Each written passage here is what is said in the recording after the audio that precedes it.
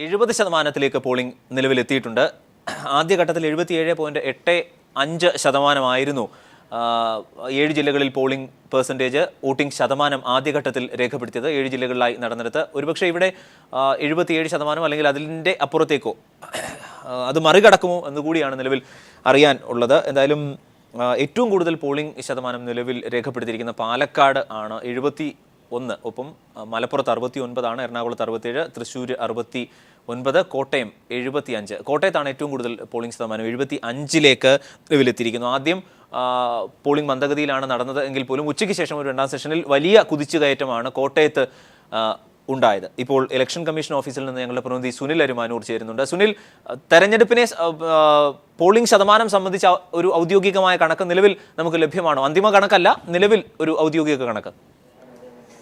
ഇനി 20 മിനിറ്റ് മാത്രമാണ് തെരഞ്ഞെടുപ്പ് പോളിംഗ് അവസാനിക്കാനായി ശേഷിക്കുന്നത്. ഈ ഒരു സാഹചര്യത്തിൽ ലഭിച്ച ഔദ്യോഗിക കണക്ക് പ്രകാരം സംസ്ഥാനത്ത്, അതായത് 7 ജില്ലകളിൽ 70% പോളിംഗ് രേഖപ്പെടുത്തിയിരിക്കുന്നത്. ശരാശരി 70% പോളിംഗ് രേഖപ്പെടുത്തിയിട്ടുണ്ട്. പത്തനംതിട്ടയിൽ 65%, ആലപ്പുഴയിൽ 74, കോട്ടയം 75. കോട്ടയത്താണ് ഏറ്റവും കൂടുതൽ പോളിംഗ്, ഇപ്പോഴത്തെ കണക്ക് പ്രകാരം ഏറ്റവും കൂടുതൽ പോളിംഗ് രേഖപ്പെടുത്തിയത്. കഴിഞ്ഞ തവണ 76.55% കോട്ടയത്തേത്. എന്തായാലും പോളിംഗ് അവസാനിക്കുന്ന ഘട്ടത്തിൽ ഔദ്യോഗികമായിട്ടുള്ള ഒരു പ്രഖ്യാപനം വരുമ്പോൾ തീർച്ചയായും 76 കടക്കും എന്നുള്ളത് തന്നെയാണ്. എറണാകുളത്ത് 67%, കഴിഞ്ഞ വർഷം 2010 79.9%.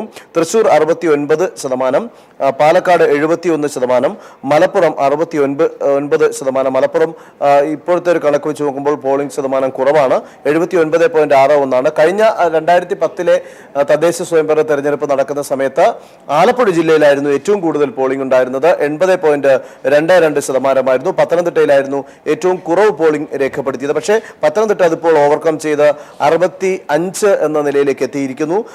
74 എന്ന നിലയിലേക്ക് താഴേക്ക് വന്നിരിക്കുകയാണ് ആലപ്പുഴയിലെ പോളിംഗ് ശതമാനം. ഇത് പോളിംഗ് 5 മണി കഴിഞ്ഞ് പിന്നെ ഔദ്യോഗികമായിട്ടുള്ള കണക്ക് ലഭിച്ചു വരുമ്പോഴേക്കും ഏകദേശം ഒരു 76-77% വരെ എത്താറുള്ള സാഹചര്യമാണ് സാധാരണ നമ്മൾ ആദ്യഘട്ടം നടന്ന തിരുവനന്തപുരത്തിന്റെ കണക്കുകളുമായി തട്ടിച്ചു നോക്കുമ്പോൾ ഉണ്ടാകുന്നത്. എന്തായാലും മലപ്പുറത്തിന്റെ കാര്യത്തിൽ വളരെ ആശങ്ക ഇപ്പോഴും നിലനിൽക്കുന്നത് റീപോളിംഗ് സംബന്ധിച്ച കാര്യത്തിൽ ഇതുവരെയും തീരുമാനം പ്രഖ്യാപിച്ചിട്ടില്ല. കളക്ടർ കൂടുതൽ സമയം ചോദിച്ചു, അതിനനുസരിച്ച് 4 മണി വരെ സമയം നൽകി. പക്ഷേ 4 മണിക്കും കളക്ടർ ഇപ്പോൾ റിപ്പോർട്ട് നൽകിയിട്ടില്ല എന്നുള്ളതാണ് തെരഞ്ഞെടുപ്പ് കമ്മീഷൻ ഓഫീസിൽ നിന്ന് ലഭിക്കുന്ന വിവരം. അതുകൊണ്ട് തന്നെ ഇക്കാര്യത്തിൽ ആശങ്ക തുടരുന്ന ഒരു സാഹചര്യമാണ്. അതുപോലെ തൃശ്ശൂരിൽ 4 സ്ഥലത്ത് റീപോളിംഗ് നാളെ നടക്കും. അത് നേരത്തെ തെരഞ്ഞെടുപ്പ് കമ്മീഷൻ തന്നെ പ്രഖ്യാപിച്ച കാര്യമാണ്. പാലക്കാട് BJP ബൂത്ത് പിടിച്ചെടുത്തതുമായി ബന്ധപ്പെട്ട് അവിടെയും റീപോളിംഗ് വേണമെന്നുള്ള ഒരാവശ്യവുമായ നേതാക്കൾ രംഗത്തെത്തിയിട്ടുണ്ട്. ഇക്കാര്യത്തിലും തീരുമാനം ആയിട്ടില്ല. 5 മണിവരെ ക്യൂവിലുള്ള ആളുകൾക്ക് വോട്ട് ചെയ്യാനുള്ള ടോക്കൺ കൊടുത്തിട്ടുണ്ട്. അതനുസരിച്ച് ആ ടോക്കൺ വാങ്ങി അത്രയും പേർക്ക് വോട്ട് ചെയ്യാനുള്ള സമയം അനുവദിക്കും. അങ്ങനെ വരുമ്പോൾ മലപ്പുറത്തും പാലക്കാടും ഒക്കെ അത്രയും സമയമെടുക്കുമെന്നുള്ളൊരു സൂചനയാണ് നമുക്കിപ്പോൾ ലഭിക്കുന്നത്. ഇലക്ഷൻ കമ്മീഷൻ ഓഫീസിൽ നിന്ന് നിങ്ങളുടെ പ്രതിനിധി സുനിൽ അരുമാനൂരാണ് ഏറ്റവും പുതിയ വിവരങ്ങൾ പ്രേക്ഷകരിലേക്ക് എത്തിച്ചത്. KT സ്വാലിഹ് മലപ്പുറത്ത് നിന്ന്. സ്വാലിഹ്, 2 കാര്യങ്ങളാണ് അറിയേണ്ടത്. ഒന്ന്, പോളിംഗ് പെർസെൻറ്റേജ് നിലവിൽ ഉച്ചയ്ക്ക് ശേഷം എത്ര ശതമാനം വർധനമാണ് ഉണ്ടായത്? രണ്ടാമത്തേത്, ഇലക്ഷൻ കമ്മീഷൻ അതായത് കളക്ടറുടെ വോട്ടിംഗ് മെഷീനിൽ ക്രമക്കേട് നടന്നതുമായി ബന്ധപ്പെട്ട് കളക്ടറുടെ നിലവിലെ നിലപാട്, അവിടെ നടന്ന പ്രതിഷേധ പ്രകടനങ്ങൾ അടക്കമുള്ള കാര്യങ്ങൾ. അരുൺ, പോളിംഗ് ശതമാനം ഇപ്പോഴുള്ളത് 69%. താരതമ്യേന ഉച്ചയ്ക്ക് ശേഷം രാവിലെ കണ്ടതുപോലെ ഒരു ആളുകൾ പോളിംഗ് ബൂത്തിലേക്ക് എത്തുന്നത് നമുക്ക് കാണാൻ കഴിഞ്ഞില്ല. സ്വാഭാവികമായും മലപ്പുറം ജില്ലയിലെ ഒരു നേരത്തെ ഉള്ള ഒരു ചിത്രം വെച്ച് പോളിംഗ് ശതമാനം ഉയർന്നാൽ അത് UDFന് വലിയ പ്രതീക്ഷ നൽകുന്നതാണ്. കഴിഞ്ഞ തവണ 80% ആയിരുന്നു കഴിഞ്ഞ തവണ പോളിംഗ് ശതമാനം ഉണ്ടായിരുന്നത് 2010. 2010 UDFന് ജില്ലയിൽ വലിയ നേട്ടമായിരുന്നു ഉണ്ടായിരുന്നത്. 100 പഞ്ചായത്തുകളിൽ 92 പഞ്ചായത്തിലും UDF അധികാരത്തിലെത്തി. 7 നഗരസഭകളിൽ 6 15 ബ്ലോക്ക് പഞ്ചായത്തുകളിൽ 14 32 ജില്ലാ പഞ്ചായത്ത് ഡിവിഷനുകളിൽ 30 UDF തന്നെ അധികാരത്തിലെത്തിയിരുന്നു. എന്നാൽ ഇത്തവണ പോളിംഗ് ശതമാനത്തിൽ വലിയ കുറവാണ് ഉണ്ടായിരിക്കുന്നത്. ലീഗും കോൺഗ്രസും തമ്മിൽ പരസ്പരം നേരിട്ട് ഏറ്റുമുട്ടുന്ന 24 പഞ്ചായത്തുകളും കൊണ്ടോട്ടി നഗരസഭ നഗരസഭയും കാളികാവ് ബ്ലോക്ക് ഡിവിഷനിലും നേരിട്ടുള്ള മത്സരം തന്നെ നടക്കുന്നുണ്ട്. ഈ മേഖലകളിലാണ് ഇപ്പോൾ വോട്ടിംഗ് യന്ത്രവും തകരാറിലായി എന്ന പരാതി കൂടുതൽ ഉയർന്നിരിക്കുന്നത്. രാവിലെ മുതൽ മലപ്പുറം ജില്ലയിൽ 3911 പോളിംഗ് സ്റ്റേഷനുകളുണ്ട്, 2510 വാർഡുകളുമുണ്ട്. 250-ൽ പരം പോളിംഗ് ബൂത്തുകളിലാണ് ഇത്തരത്തിൽ വോട്ടിംഗ് യന്ത്രങ്ങൾ തകരാറിലായത്. ഇതേ തുടർന്ന് പോളിംഗ് തടസ്സപ്പെട്ടത്. എന്നാൽ 28 ഇടത്ത് മാത്രമാണ് 28 ഇടത്ത് തുടങ്ങാൻ പോലും കഴിയാത്ത സാഹചര്യമുണ്ടായിരുന്നു. ഇത് മാത്രം കാണിച്ചാണ് കലക്ടർ മുഖ്യ തെരഞ്ഞെടുപ്പ് കമ്മീഷണർക്ക് റിപ്പോർട്ട് നൽകിയത്. ഇതിൽ കമ്മീഷണർ അതൃപ്തി അറിയിക്കുകയും ചെയ്തു. എന്നാൽ തുടർന്നും ഇപ്പോഴും ഉച്ചയ്ക്ക് ശേഷവും 100ഓളം സ്ഥലങ്ങളിൽ 100 പോളിംഗ് ബൂത്തുകളിൽ പോളിംഗ് നടന്നിട്ടില്ല എന്നാണ് നമുക്ക് മനസ്സിലാക്കാൻ കഴിയുന്നത്. പ്രശ്നങ്ങൾ പരിഹരിച്ച തടസ്സങ്ങൾ മെഷീൻ മാറ്റിയ സ്ഥലങ്ങളിൽ പോലും വീണ്ടും തകരാറ് സംഭവിക്കുകയും വോട്ടിംഗ് തടസ്സപ്പെടുകയും ചെയ്യുന്ന ഒരു സാഹചര്യം മലപ്പുറം ജില്ലയിലുണ്ടായി.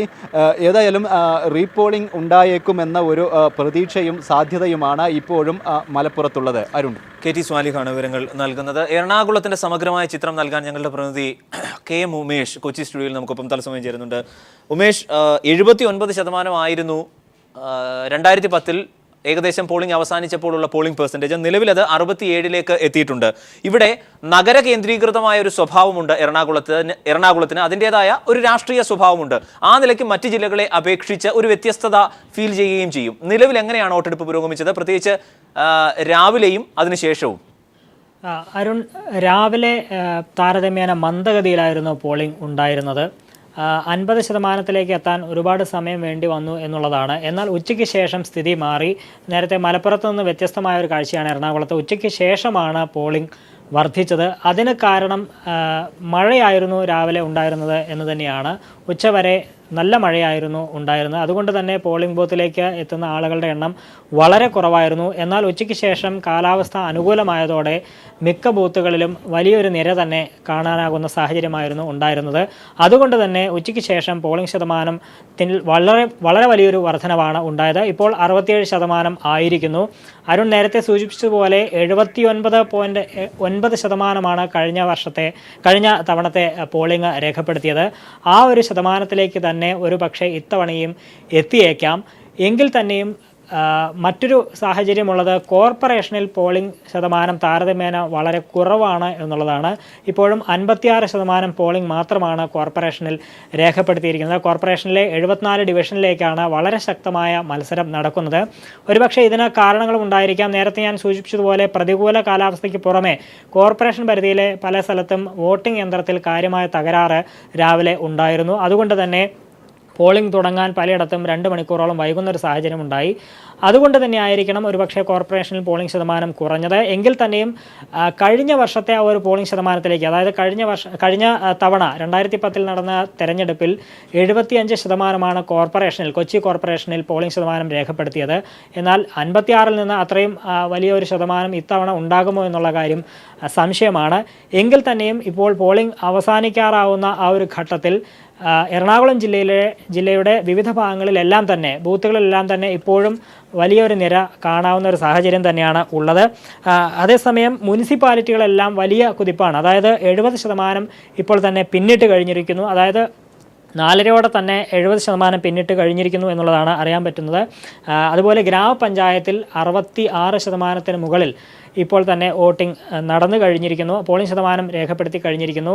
82 ഗ്രാമപഞ്ചായത്തുകളാണുള്ളത്. അവിടെ എല്ലാമായി ചേർന്ന് ഇപ്പോൾ 67% എത്തിയിരിക്കുന്നു എന്നുള്ളതാണ് വിവരം ലഭിച്ചിരിക്കുന്നത്. എന്തായാലും ഇപ്പോൾ എറണാകുളം ജില്ലയിൽ നേരത്തെ സൂചിപ്പിച്ചതുപോലെ 70%-ലേക്ക് എത്തുന്നു.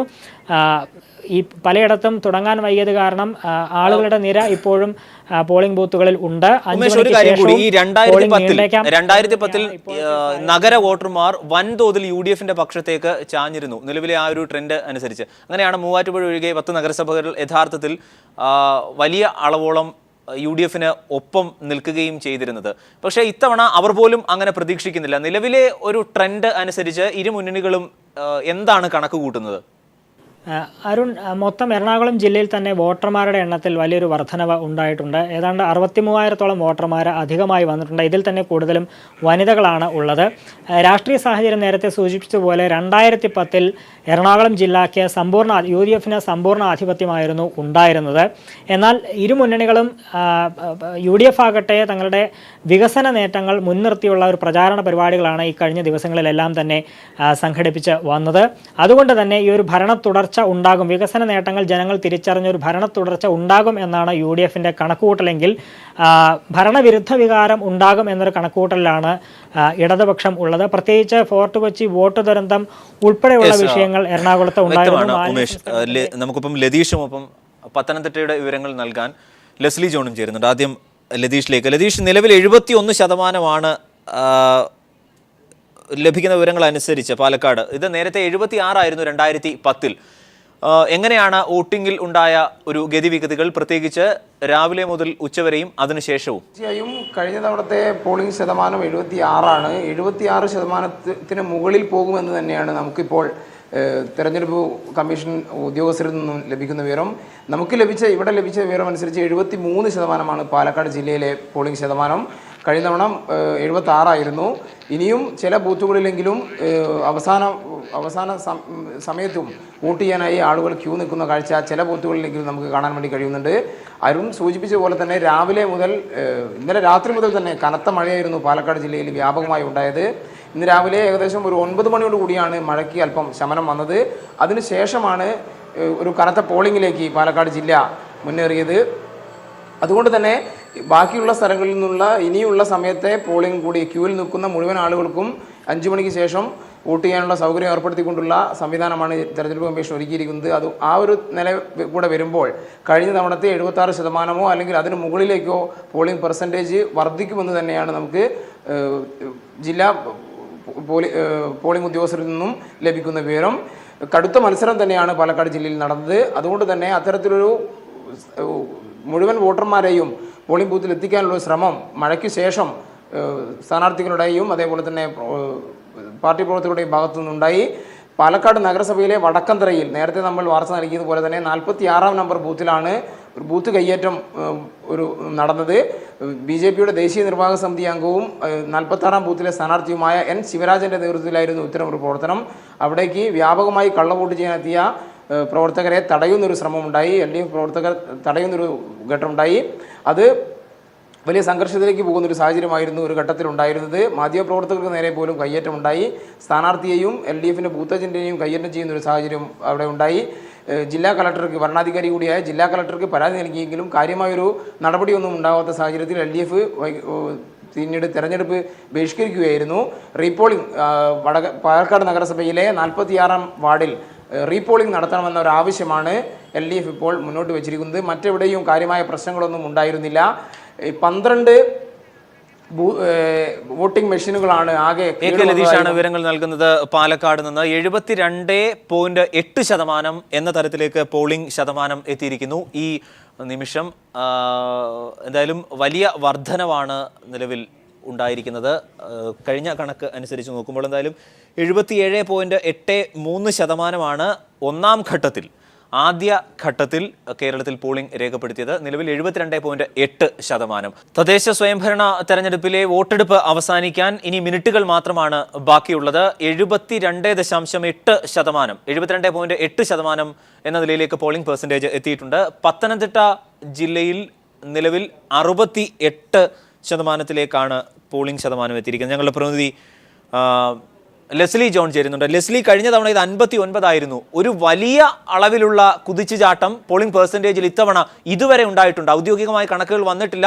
ഇനിയും മിനിറ്റുകളുണ്ട്. ടോക്കൺ കൊടുത്തവർക്ക് 5-ന് ശേഷവും വോട്ട് ചെയ്യാം. എന്നിരിക്കലും വലിയ വർധനമാണോ?